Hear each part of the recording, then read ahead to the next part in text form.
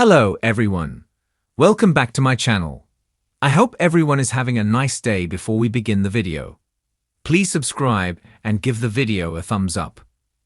General Hospital GH spoilers and recaps reveal that the Wednesday, May 14 episode was filled with drama, intrigue, truth bombs, heated confrontations, and so much more. General Hospital recaps reveal that the May 14 show opened with Kai Taylor, Jen's Austin Astrup, at physiotherapy, doing an amazing job with recovery. Stella Henry, Verney Watson, drops by to visit and see his progress. Still, Kai has a request for the patient advocate. He's asking for an early release. Kai explains that he's doing well, getting extra sessions in, and beating recovery milestones. Plus, he wants nothing more than to see Trina Robinson's Tabyana Ali performance at the 2025 Nurses Ball. Stella agrees to look into it. Meanwhile, over at the Nurses Ball rehearsal area, Trina is catching up with Jocelyn Jacks, Eden McCoy. Jocelyn updates Trina on the fact that she scored the research position for Professor Henry Hank Dalton, Daniel Goddard. Trina congratulates her friend. However, she questions, wasn't that the job Emma Scorpio Drake, Brading Bruner, was vying for? Jocelyn lies to her BFF, telling her it was, and that she feels bad, as she applied for it on a whim and didn't think she was going to get it. Trina tells her it's not her fault. After all, it's not like she cheated to steal the job right from Emma, right? Jocelyn tries to hide her nervousness as Trina questions why she'd even want to take a course like environmental science, and Jocelyn replies that her trip to Easter Island changed her perspective on a lot of things. Well, she's not lying there. The topic changes to the fact that Trina won't be attending the afterparty for the 2025 Nurses Ball, as she wants to visit Kai immediately afterward. He's had a hard go since his football accident and surgery, and she wants to be there for him. Joss totally understands. Back with Kai, he's still in his physio session when Stella comes back with bad news.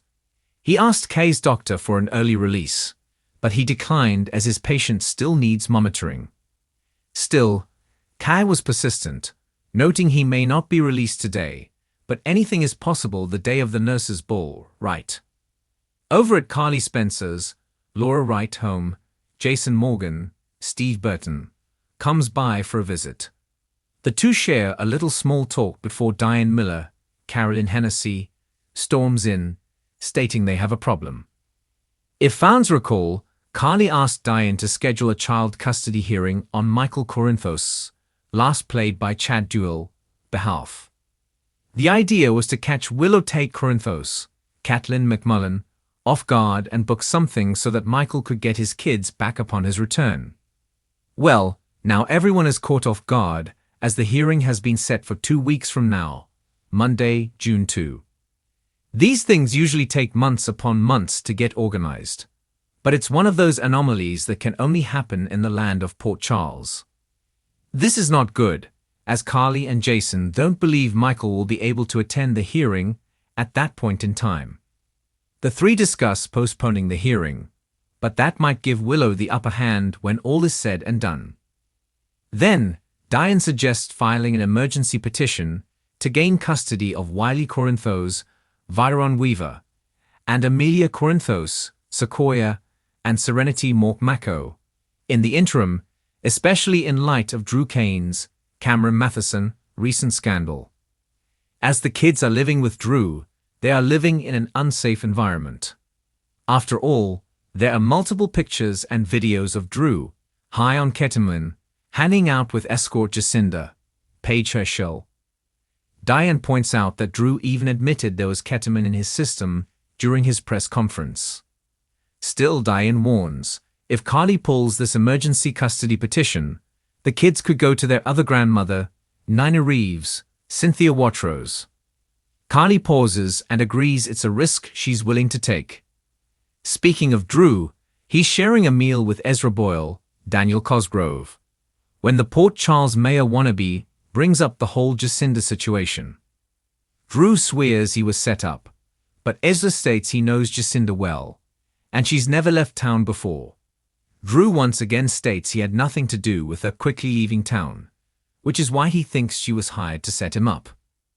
Drew questions that if Ezra knows Jacinda, did he see her hanging out with anyone peculiar lately? Ezra states that he had seen his friend talking to Willow's mother, Nina.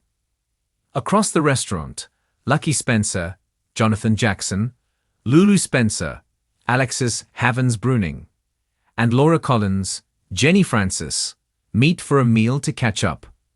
The trio talks about Rocco Falconeri, Finn Carr, and his alcohol poisoning, as well as Lucky taking care of Elizabeth Baldwin, Rebecca Herbst. Everyone is happy that both parties are safe and recovering. They finish their meal, and Lucky needs to head back to Elizabeth, so Lulu and Laura are left, just the two of them. Of course, Ezra interrupts the two ladies and starts talking nonsense about Laura's bond with Sonny Corinthos, Maurice Bernard, and her grandson's, Rocco, underage drinking debacle. This fumes both Lulu and Laura, to the point where it becomes a shouting match between the three of them. One that ends with Laura throwing a glass of water in Ezra's face. Laura and Lulu giggle about it in the aftermath, but Laura will likely have to face some consequences for her unprofessionalism.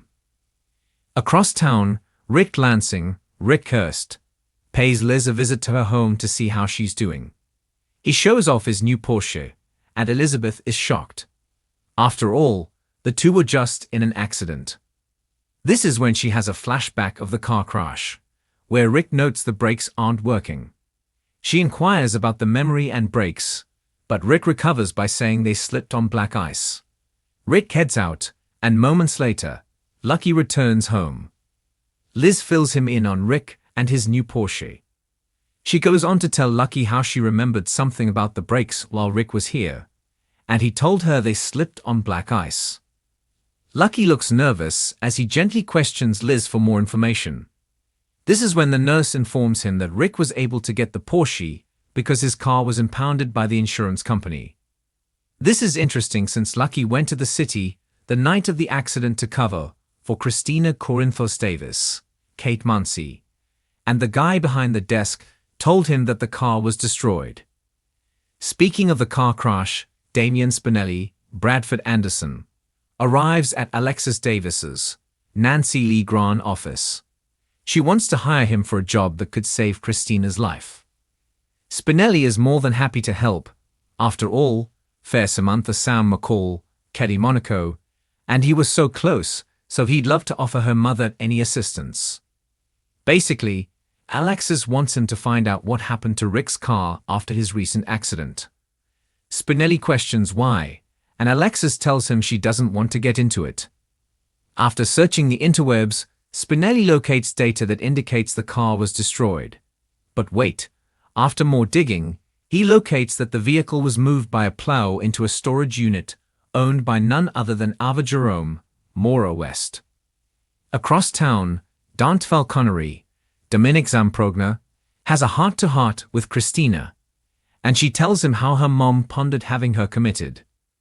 She questions if she can ever forgive and trust her, but after talking things out with her brother, she realizes that Sam would have wanted the three remaining Davis girls to stay tight, especially for Danny Morgan, Asher Antonizin, and Scout Quartermain's, Cosette Abinant, sake. The topic turns to how Christina was there for Molly Lansing Davis, Kristen Vaganos, the night of Rick's accident. Christina couldn't believe how totaled Rick's car was. It was a miracle he and Elizabeth survived. This is when Dante asks his sister how she knows about the damage to Rick's car. Christina looks like a deer caught in headlights. Over at Drew's house, Nina pays Willow a visit. She agrees to support her daughter's attempt to stand by her man, and notes that she trusts Willow's decision to stay with Drew. Shortly after this, Willow is served with the divorce hearing papers, learning that the court date is set for June 2. Frantic, she calls Drew, and he arrives very quickly. Willow is freaking out, and a short timeline she has. After all, her lawyer, Martin Gray, Michael E. Knight, is out of town, so Drew calls Rick for help. Rick arrives on the scene, and after listening to the Coles notes of Willow's custody drama, he agrees to help. He believes she can win full custody of Wiley and Amelia. Drew offers the perfect strategy for Rick to follow, which is to make Michael look like an absentee father. Drew reasons that Michael could have chosen the facility close to home for recovery, but he decided on a clinic in Germany.